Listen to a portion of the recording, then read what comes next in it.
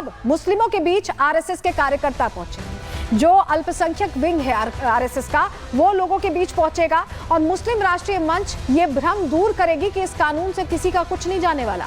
वक्फ कानून के फायदे मुस्लिमों को बताए जाएंगे। अलग अलग जगहों पर पूरे देश में 100 प्रेस कॉन्फ्रेंसेस इसको लेकर की जाएंगी।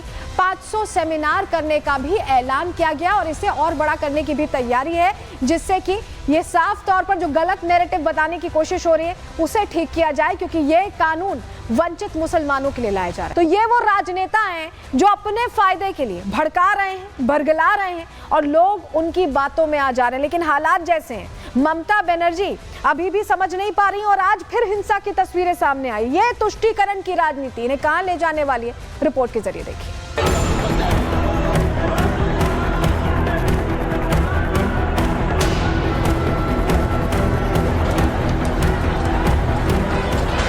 संशोधन कानून के खिलाफ अब कश्मीर से लेकर बंगाल तक विरोध ही नहीं हो रहा, बल्कि खुलेआम हिंसक प्रदर्शन हो रहे हैं। विपक्षी दलों के नेता बार बार मुस्लिमों के बीच जो डर और जहर घोल रहे थे, उसका असर दिखने लगा है। जम्मू कश्मीर विधानसभा में पिछले 3 दिनों से वक्फ संशोधन कानून का विरोध हो रहा है। जनता से चुनकर आए माननीय सदन की मर्यादा को ताक पर रखते हुए एक दूसरे पर भूसे बरसा रहे हैं।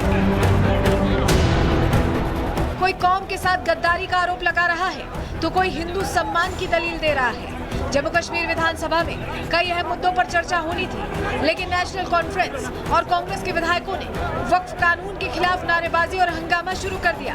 जनता द्वारा चुनी सरकार ही जनता के मुद्दों को दरकिनार करते हुए अपना सियासी एजेंडा चला रही है।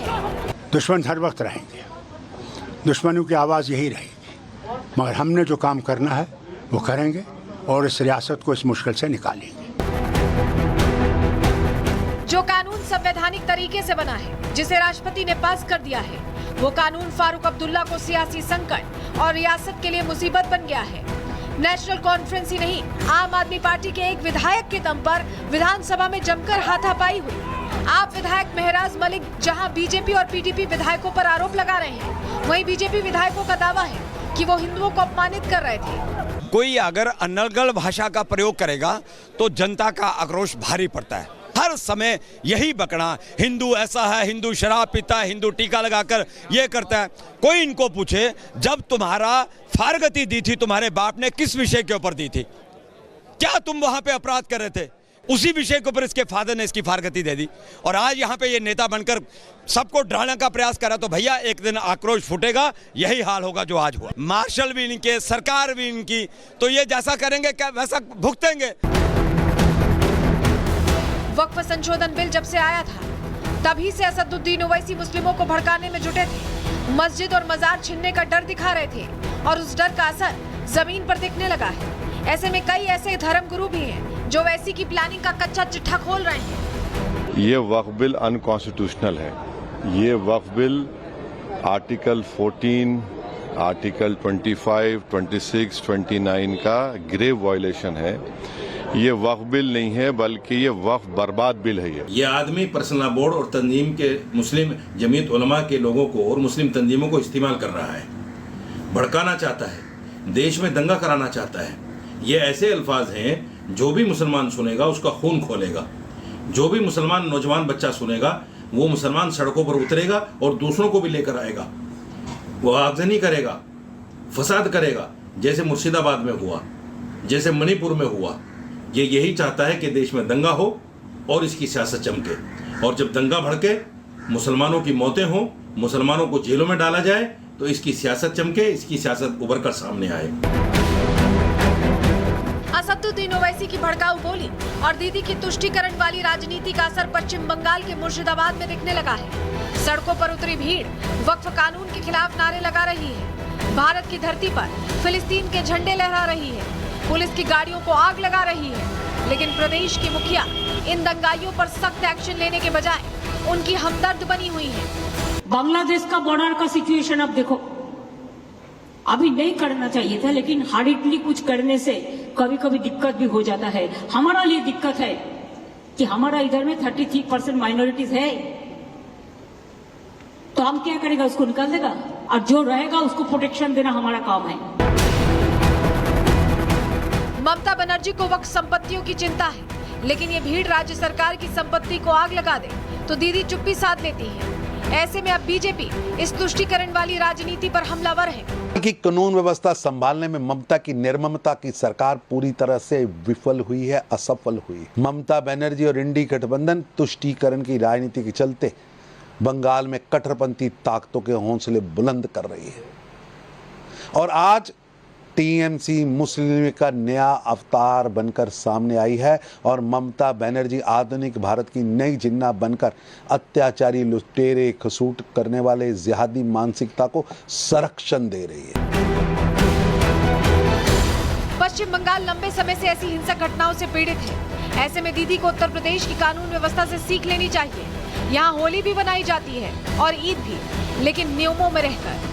योगी का संतुष्टीकरण वाला मॉडल विपक्ष के तुष्टीकरण वाली राजनीति पर भारी है। Bureau report, Republic Bharat.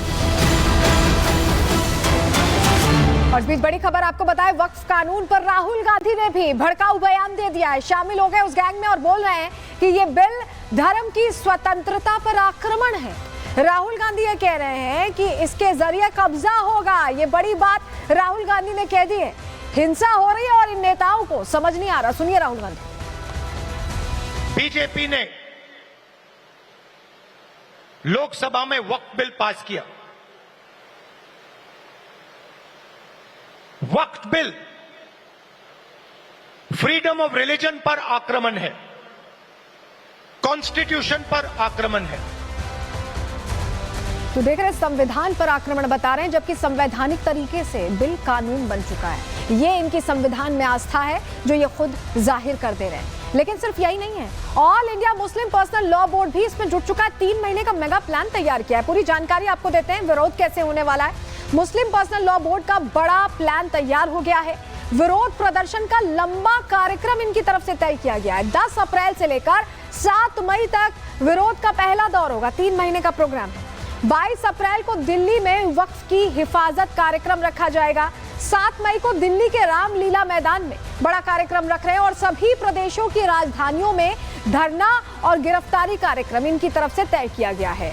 जुमे की नमाज के बाद ह्यूमन चेन बनाकर ये विरोध करेंगे। ये भी बोला गया है 30 अप्रैल की रात 9 बजे घर, फैक्ट्री, दफ्तरों में ब्लैकआउट होगा, यानी पूरी तरह से लाइट बंद कर दी जाएगी। हर जिला मुख्यालय पर धरना देकर राष्ट्रपति को ज्ञापन सौंपने की भी बात इनकी तरफ से कही जा रही है।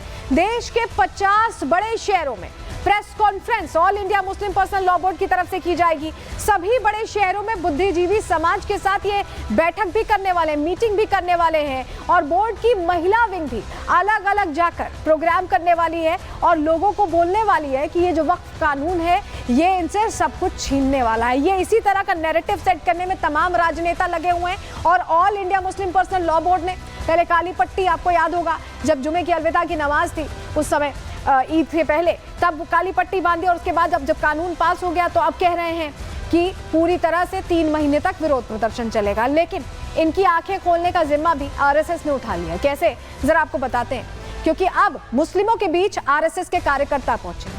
जो अल्पसंख्यक विंग है आरएसएस का, वो लोगों के बीच पहुंचेगा और मुस्लिम राष्ट्रीय मंच ये भ्रम दूर करेगी कि इस कानून से किसी का कुछ नहीं जाने वाला। वक्फ कानून के फायदे मुस्लिमों को बताए जाएंगे अलग अलग जगहों पर। पूरे देश में 100 प्रेस कॉन्फ्रेंसेस इसको लेकर की जाएंगी। 500 सेमिनार करने का भी ऐलान किया गया और इसे और बड़ा करने की भी तैयारी है, जिससे कि ये साफ तौर पर जो गलत नैरेटिव बताने की कोशिश हो रही है उसे ठीक किया जाए, क्योंकि ये कानून वंचित मुसलमानों के लिए लाया जा रहा है।